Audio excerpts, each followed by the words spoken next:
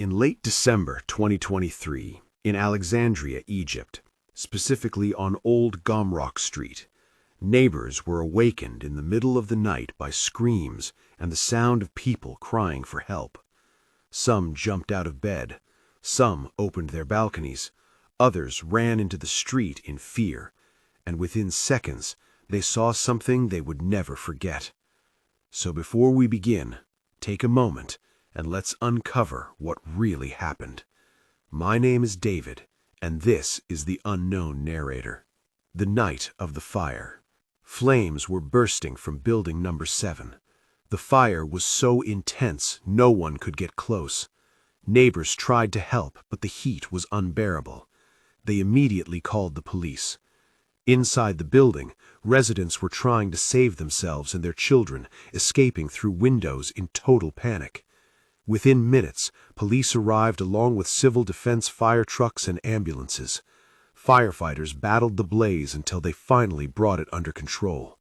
But then, something horrifying was discovered. Residents told police that one family had not made it out. They were believed to be trapped in a locked room on the rooftop. Firefighters tried to reach them, but the walls had begun collapsing. The stairways were blocked with burning debris, so they used electric saws to cut through the rubble. When they finally reached the rooftop room, they found the door chained shut from the outside. They broke the chain. Inside, the ceiling, made of wooden beams, had collapsed. Beneath the wreckage were 3 bodies, and in the corner of the room, 2 more. All 5 were burned beyond recognition. Their bodies were carried out as their families screamed in grief. A crime, not an accident. Investigators soon confirmed the fire was not accidental. Traces of flammable liquids were found everywhere, and the chain on the door proved the victims had been trapped on purpose. Witnesses said a man known in the neighborhood as El-Alaaf had been threatening to burn the house days earlier.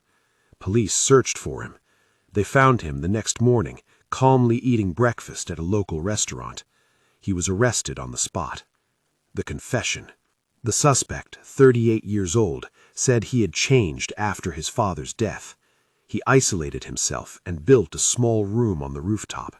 His mother believed he was under a curse, that his uncle Khalid and Khalid's wife Mariam had used black magic against him.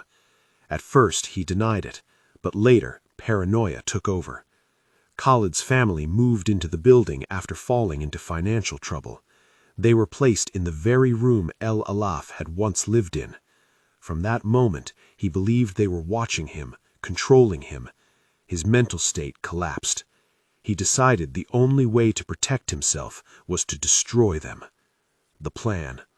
On December 27, 2023, at 2:30 a.m., he waited until everyone was asleep. He carried a sedative spray, gasoline, alcohol, a lighter, and a heavy iron chain. He sprayed the victims while they slept, then poured the fuel across the room. He lit the fire, and before escaping, he locked the door from the outside. As he ran downstairs, fuel spilled across the stairwell, causing the entire building to catch fire. 5 people were trapped inside. Only 1 child survived because she was not home that night. The truth comes out. Witnesses later revealed El-Alaaf had a long history of violence, drug abuse, and manipulation. He used threats, fake suicide attempts, and intimidation to control those around him. Medical tests proved he was not insane. He was fully aware of what he had done. The verdict. On June 15, 2025, the Alexandria Criminal Court sentenced El-Alaaf to death by execution. Final message. This was not madness. This was evil shaped by neglect, addiction, and violence. A home became a grave, and a warning was left behind. Uncontrolled cruelty, when tolerated, becomes a monster. And this is where the story ends. Good night.